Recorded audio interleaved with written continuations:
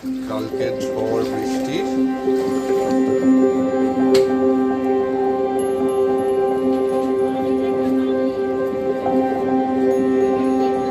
লোক মাছ ধরছে। Hello guys, good afternoon. এখন বাজে অ্যারাউন্ড ওই 3টে সাড়ে 3টে বাজে। তো আমি আজকের ব্লগটা এখন এখান থেকেই স্টার্ট করছি। তো যাই হোক, সকালবেলা একটু আগে তোমাদের সাথে আমি আগের দিনের ব্লগটা যে সেন্ড করলাম আর কি। তো যাই হোক, আজকে তোমাদের জন্য একটা ভালো রেসিপি এনেছি, রাদার দুটো রেসিপি এনেছি। দেখা যাক দুটো রেসিপি একটা ব্লগেই দিই কি আলাদা আলাদা ব্লগে দিই। হয়তো আলাদা আলাদা ব্লগেই দেবো। তো এইটা আমি কাইন্ড অফ নামটা কি দেওয়া যায় বলো তো। আচ্ছা, নামটা আমি ভেবে তোমাদের বলবো। এটা বেসিক্যালি একটা চিকেনের রেসিপি। তো কি কি লাগছে দেখে নাও। চিকেন তো লাগছে, এটা মনে হয় অলমোস্ট 500 গ্রামস চিকেন আছে। চিকেনটার মধ্যে আমি হোয়াইট অয়েল, দই, ওইভাবে 250 মতন দই, বেশি করে মানে 2 টিস্পুন ধনে গুঁড়ো। ঠিক আছে, এটা ধনে গুঁড়ো, এটা জিরে গুঁড়ো নয়। তোমার কাশ্মীরি রেড মির্চ পাউডার, আদা রসুন আর কাঁচা লঙ্কা। আমরা একটু ঝাল বেশি খাই। আর কোনো অ্যাসাড যদি খুব কম ঝাল না হয় আমি আর লঙ্কা দেবো না। তো আমি 8টা মতন কাঁচা লঙ্কা পেস্ট করেছি। ঠিক আছে, আর তো কিছু নেই। আচ্ছা, গোটা গোলমরিচটাকে আমি হাফ ডাস্ট করে দিয়েছি। আর এর মধ্যে দেব হচ্ছে কসুরি মেথি। আচ্ছা, এর আগেও তোমাদের আমি একটা টিপস দিয়েছিলাম যে কসুরি মেথিটা যে ফ্লেভারটা আরও ভালোভাবে তোমরা কীভাবে এনহ্যান্স করাতে পারবে। কোনো জায়গায় কসুরি মেথি এমনি দেওয়ার আগে কসুরি মেথিটাকে একটু ড্রাই রোস্ট করে নাও, হালকা ড্রাই রোস্ট করবে, বিকজ খুব তাড়াতাড়ি কসুরি মেথি মানে পুড়ে যায়। তো এমনি করে করে একটু দেখে নিতে হবে। যখন দেখবে ময়েস্ট ব্যাপারটা চলে যাবে, একটু মুচমুচে হয়ে যাবে, তখনই ভাববে কসুরি মেথিটা ভালো করে রোস্ট হয়ে গেছে, যাতে তুমি হাতে একটুখানি ঘষলেই জিনিসটা গুঁড়ো হয়ে যায়। তো এর স্মেলেও তুমি বুঝবে। যাই হোক, আমার এটা হয়ে গেছে।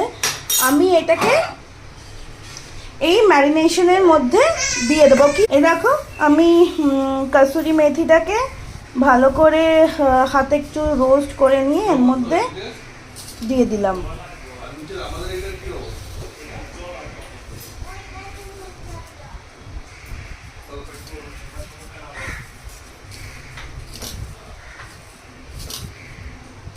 এই পুরো কসুরি মেথিটাকেই আমি দিয়ে দিলাম। আর এসব কিছু লাগবে না। আমি নুন দিলাম না, বিকজ নুন দিলে জল ছেড়ে যাবে, তো বেশি জল হয়ে যাবে আর কি জিনিসটা। তো ঠিক আছে, চলো ভালো করে একদম হাত দিয়ে চিকেনগুলোকে ম্যারিনেট করে নিতে হবে, মানে মশলাটাকে মাখিয়ে নিতে হবে, যাতে প্রত্যেকটা মশলা প্রত্যেকটা চিকেনের সাথে ভালো করে হ্যাঁ গায়ে লেগে যায়। দেখো, আমার মনে হয় তোমরা হাত দিয়েই করো, হাত দিয়েই ভালো করে হয়, স্পুন দিয়ে। বা কারো যদি খুব বেশি গেন্দা লাগে তাহলে তোমরা স্প্যাচুলা বা স্পুন ইউজ করতেই পারো। বাট আমার মনে হয় হাত দিয়ে ম্যারিনেট করলে চিকেনটা ভালো ম্যারিনেট হবে। সরি, মানে হ্যাঁ, মশলাটা ভালো মিক্স হবে। তো ঠিক আছে, চলো এই চিকেনটাকে মানে যদি পারো ওভারনাইট ম্যারিনেট করে রাখতে পারো, বা মিনিমাম 2-3 ঘন্টা ম্যারিনেট করে রাখবে। আমি এখন ম্যারিনেট করে রাখলাম, আমি সন্ধেবেলা বানাবো। এই যে একটা আফটার এফেক্ট জল জমে যাওয়ার আমাদের বেনি কলোনি অঞ্চলে। এই যে ক্লিয়ারলি বুঝতে পারবে, এইটা হচ্ছে কালকের ঝড় বৃষ্টির আফটার এফেক্ট। এই দেখো, ছোটো ছোটো মাছও চলছে আবার এখানে গিয়ে। সম্ভবত গাপ্পি বলে। আমি বেরিয়েছি এখন রায়ানে জন্য খাবারটা আনতে, একবারেই সব নিয়ে চলে আসবো। এই যে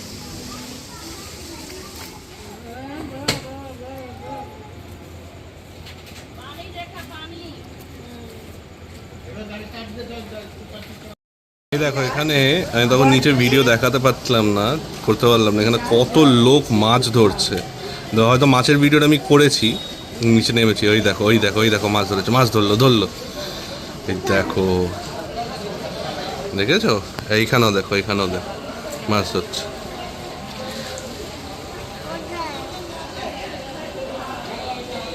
এটা আমাদের উজ্জ্বলদার দোকানের সামনে, এই যে উজ্জ্বলদার দোকানের সামনে সব মাছ ধরছে। ওটা আমাদের বিক্রমের দোকানের সামনে।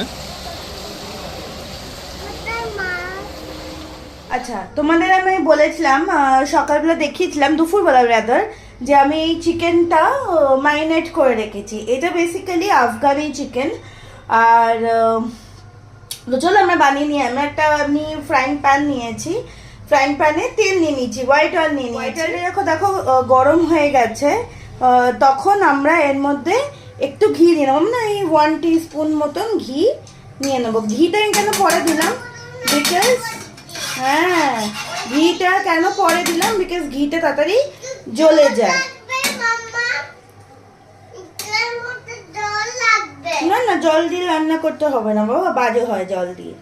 আচ্ছা, তারপরে এর মধ্যে আর আমি কোনো ফোড়ন দেব না, এর মধ্যে দিয়ে দেবো হচ্ছে পেঁয়াজগুলো, এই যে কুচো করে পেঁয়াজ কেটে রেখেছিলাম।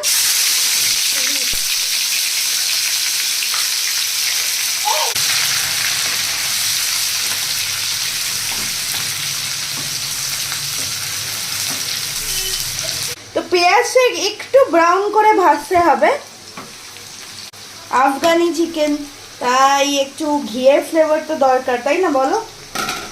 ঘি না হলে আফগানি চিকেন হবে? আমার তো মনে হয় না, তোমরা কি বলো? তোমরা একটু শেয়ার করো আমার সাথে। তো আর কিছু লাগবে না, যেহেতু আমি সমস্ত মশলাটাই এর মধ্যে যা যা মশলা লাগবে এর মধ্যে ম্যারিনেট করে রেখেছি, তো এক্সট্রা আর কিছু লাগবে না।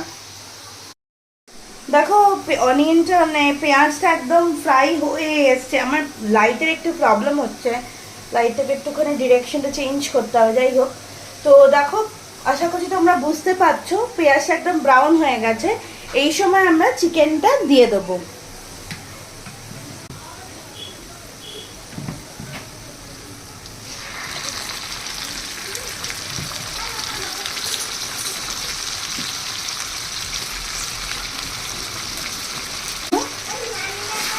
রান্নাবাটি খেলছো? আচ্ছা চলো, আমি পুরো চিকেনটা দিয়ে দিয়েছি। বা চিকেনটাকে ভালো করে কষাতে হবে, মশলাটা মানে ভালো করে কষাতে হবে।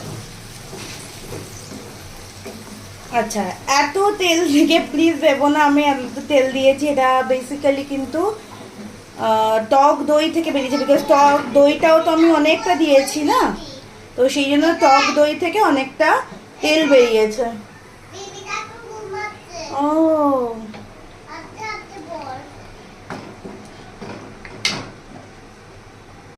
আচ্ছা, দেখো মাংসটা চিকেনটা কষানো হচ্ছে, দেখো চিকেনটা এবার আশা করছি তোমরা দেখতে পাচ্ছি, ওই দিক থেকে মানে ইয়ে পড়ছে, শ্যাডো পড়ছে। চিকেনটা ভালো করে কষে গেলে, এটা আর কিছু না মানে খুব ঝামেলার ব্যাপার নয়, মানে রান্না নয় আর কি। এটা মানে ম্যারিনেট করে রেখে দিলেই তোমার সব মশলাই ম্যারিনেশনে যায়, তো ম্যারিনেট করে রেখে দিলেই আর কোনো ব্যাপার নয়। শুধু ইয়েটা পেঁয়াজটা ভেজে তোমার এইটা চিকেনটা দিয়ে কষে নিতে হবে। তারপর আর একটা স্টেপ আছে, ওটা আমি তোমাদের সাথে লাস্টে শেয়ার করছি। আচ্ছা, এই চিকেনটায় কিন্তু কোনো রকমের হলুদ পড়বে না। এই যে কালার দেখছো, এটা কিন্তু পুরোটা কেন জানি আমি ইয়েলো লাগছে, বাট এটা কিন্তু একটুও ইয়েলো নয়, এর মধ্যে কিন্তু শুধু শুকনো লঙ্কা গুঁড়ো আছে বলে এটা লাল লাল দেখতে লাগছে। দেখো দেখো চিকেনটা কিন্তু অনেকটাই কষে এসছে, আর একটু কষাতে হবে মশলাগুলো।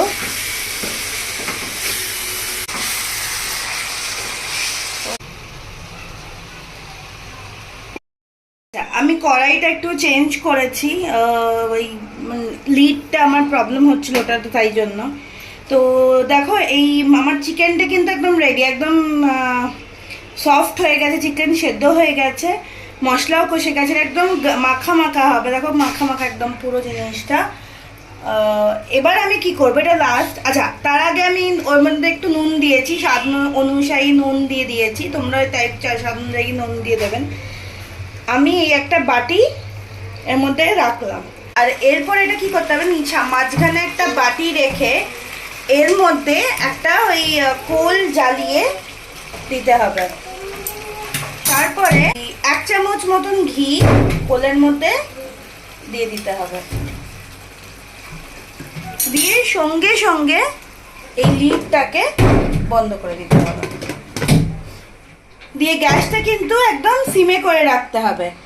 সিমে করে রেখে খানিকক্ষণ প্রায় 10-15 মিনিট রেখে দিতে হবে, তাহলে এই যে কোলের একটা বেশ স্মোকি ফ্লেভার সেইটা চিকেনটার মধ্যে কিন্তু এসে যাবে। আমরা কিন্তু অলরেডি পাচ্ছ না, এটা এই তন্দুর কাইন্ড অফ ফ্লেভার। এই যে আমাদের Afghani chicken with smoky flavour.